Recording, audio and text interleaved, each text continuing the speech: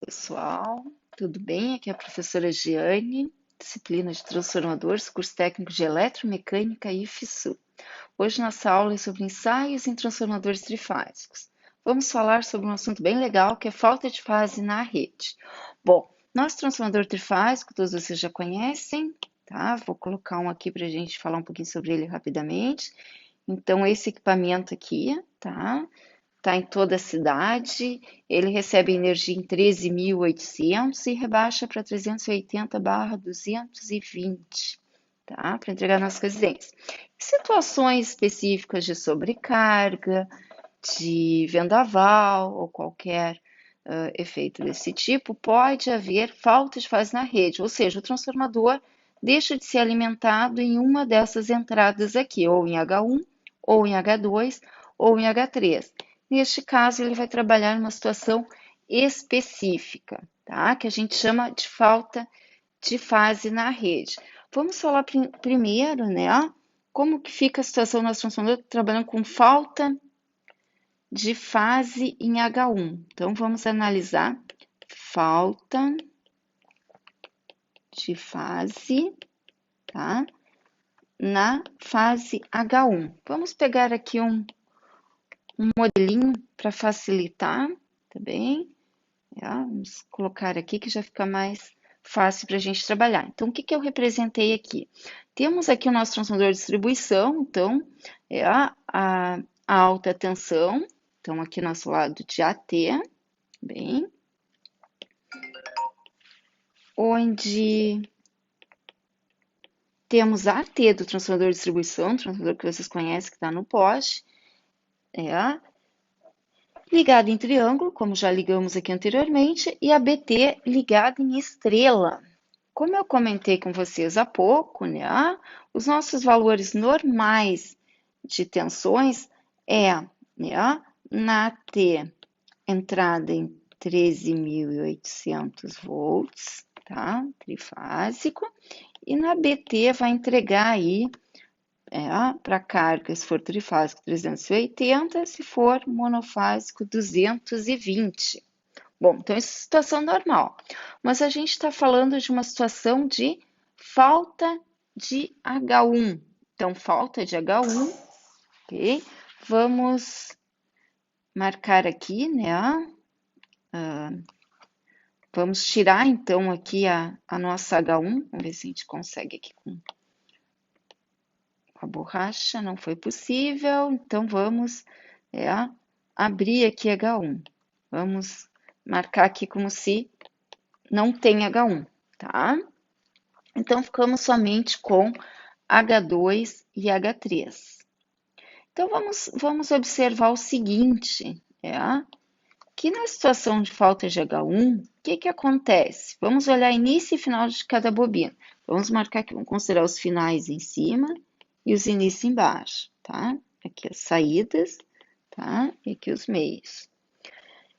Então, o que acontece? Então, vamos ver, né? Em função da alimentação. Observem que, vou pegar uma caneta mais fininha aqui, que a bobina 1 e 4, tá? Ela fica ligada em série com a bobina 4 e 5. De que maneira? Dessa maneira aqui, ó. Vamos desenhar isso aqui pra gente. Então, observem ali, ó. Aqui, a ponta 4, aqui a ponta 1. Ela fica ligadinha aqui, ó, em série, com o 1 tá ligado ali no 5 e aqui temos o 2. Observem que o 4 aqui, ó, então, ó, observe o 4 aqui, o que acontece? Ele tá aqui, ó, recebendo energia direto daqui. Então, o que nós temos aqui? Nós temos o 4 recebendo energia aqui, ó, de H3 e o 2 recebendo energia aqui de H2. Então, entre essas duas bobinas aqui, quanto chega? A nossa tensão de linha, que são 13.800 volts. Bem, tá aqui, ó. Vamos marcar aqui, ó, tá? Então, essa é a nossa tensão de entrada, 13.800 volts sobre duas bobinas. Agora, olha a bobina, que fica aqui, ó, na coluna 3. A nossa bobina com as terminações 3 e 6. O 3 está recebendo energia direto, GH3, e o 6 está recebendo direto, GH2.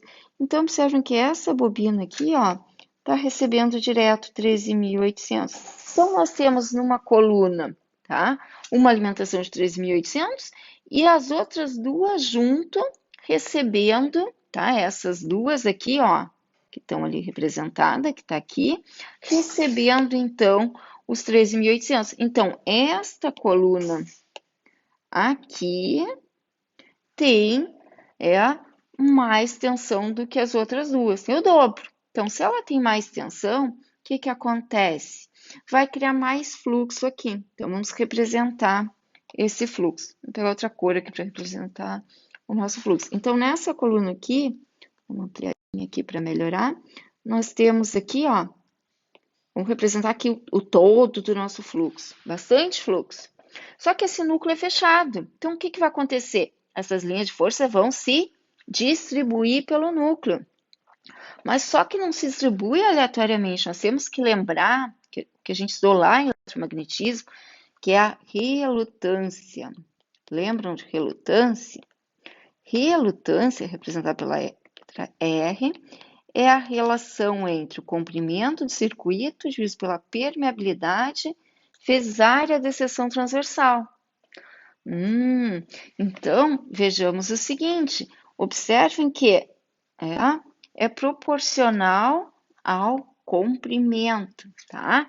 E aqui, ó, observe, nós temos comprimentos diferentes. Daqui até aqui, nós temos L de comprimento.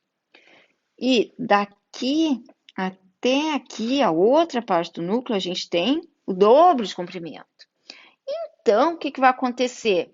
O fluxo vai circular mais facilmente no meio do que na outra ponta. Então, o que que acontece? Essas três linhas de força vão se distribuir aqui o dobro do que aqui. Por isso que eu usei três vetores, tá? Então, observe que esse fluxo, ele vem, ó, ele vem pelo núcleo aqui assim, ó, e vai lá, depois ele volta, esse núcleo é fechado, ó, tá? Bom, então a gente já tem uma ideia aí de como se distribui esse fluxo no núcleo. Isso é importante para a nossa análise. Tendo essa ideia, a gente pode partir aqui para a nossa avaliação dos possíveis valores de fase e valores de linha no secundário. Então, vamos anotar aqui, ó. Tensões de fase no secundário do transformador. Lembrem o seguinte, vamos marcar aqui, lembrem que nós temos aqui, ó, nossa tensão de fase 220. Então, ok? Se nós temos 220, aqui, né? Nossos 220, nós temos essa tensão, uma tensão de fase normal, que vai ser a nossa referência. Bom, e qual a fase que está normal? Isso é importante. Então, pelo que nós analisamos aqui, nossa fase normal é a 3. A gente já bota um N aqui, ó, de normal. Então, essa fase é normal, tudo que está nessa coluna é normal. Aqui também está normal, ok? Bom, então, se essa fase está normal, a gente já pode vir estimar que a tensão de fase na fase 3, então entre x0 e x3, então aqui as nossas tensões de fase, tensão entre o nêutron e a fase 3, ela vai ser aproximadamente igual à tensão de fase normal, usei o Fn como tensão de fase normal, que são os 220 volts. Bom, se aqui tem o normal e o nosso fluxo serve de referência, tá? Então, o nosso fluxo aqui, ó, que a gente falou há pouco tempo dele, tá? Então, na fase 2, a gente tem quanto? 2/3 desse fluxo. Então, consequentemente, 2/3 desse valor. Então, a nossa tensão entre x0 e x2 vai ser aproximadamente 2/3 de 220. 2/3 de 220, vamos arredondar, aproximadamente 150 volts. E, então, nossa tensão entre x0 e x1, aproximadamente 1/3 de 220, aproximadamente aí 70 volts. Beleza, então já temos as tensões de fase. Vamos passar então para as nossas tensões de linha. Então vou só dar uma organizada aqui, né? Nosso quadro, vou botar isso aqui, esse título. Opa, não deu muito certo. Queria copiar só esse título. Então vamos marcar só o título aqui. Acabei marcando a figura. Então, vamos botar isso aqui, tensões de fase aqui, ó. Tá meio apertadinho, mas deu. E vamos usar aqui o lado para a nossa análise de tensões de linha, tá? Tensões de linha. Então, tensões, aqui vamos botar o título, tensões de linha. Também no secundário, é uma previsão. Na prática, é mais fácil, tá, pessoal? Porque o que acontece? Aqui a gente tem que usar a matemática. A de fase, a gente usou essa questão do fluxo como referência. De linha, né? O que nós temos que fazer? Nós temos que ver o seguinte, né? Que a gente não tem como medir a tensão do ponto 1 ao 2, do 2 ao 3, tá? Então, aqui, ó, daqui, daqui aqui direto, ou daqui aqui direto, como a gente faz lá na prática. O que a gente tem que fazer? A gente tem que usar as nossas referências. Vamos usar a tensão daqui até aqui, depois a tensão daqui até aqui. Beleza, então vamos lá. Para isso, temos que fazer o seguinte, temos que polarizar, porque esse é um circuito alternado, nós temos semiciclo positivo e um semiciclo negativo. Bom, como a gente tem os dois, e num instante vai estar positivo, num instante seguinte vai estar negativo, a gente pode padronizar, ou usar como referência seta para baixo, como se estivesse polarizando positivo aqui e negativo aqui. Aí a gente olha as outras, não estão contrário, ó. Observem aqui, ó. Essa aqui tá para baixo e essas aqui, ó, estão para cima, estão contrário. Então, se aqui foi mais, aqui vai ser menos, aqui vai ser mais, aqui vai ser menos, e aqui vai ser mais. Beleza. Então, o que a gente pode fazer? A gente pode fazer uma soma matemática desses valores. Então, vamos fazer assim, ó. Nossa tensão entre x1 e x2, certo? A gente vai fazer uma soma matemática. Como são potenciais, a gente vai usar uma soma modular. Então, de x1 a x2, uma soma modular usando como referência o ponto neutro. A gente vai somar a tensão que a gente tem, x0 a x1, em relação a x0, x2, ok? Isso aqui não é um menos, tá, pessoal? Isso aqui é uma referência de ponto até o outro ponto. Agora, a gente tem que ver que sinal nós vamos ter aqui. Aí sim, importante vocês observarem que o ponto 1 é negativo e o ponto 2 também é negativo. Bom, se o ponto 1 é negativo e o ponto 2 também é negativo, eles têm o mesmo potencial. Então, eles vão tender a se anular. Então, nós vamos ter aqui uma subtração. Então, quando nós temos dois pontos negativos, subtrai. Então, é só colocar os valores. De x0 a x1, nós temos 70, ok? Menos x0 a x2, que a gente tem 150. Então, nós vamos ter aproximadamente aqui 80 volts entre x1 e x2. Vamos fazer a mesma coisa aqui para x1 a x3. Então, nossa tensão de x0 a x1 em relação à nossa tensão de x0 a x3. Ó, x1 é negativo e x3 é positivo. Potenciais diferentes, o que vai acontecer? Vai somar.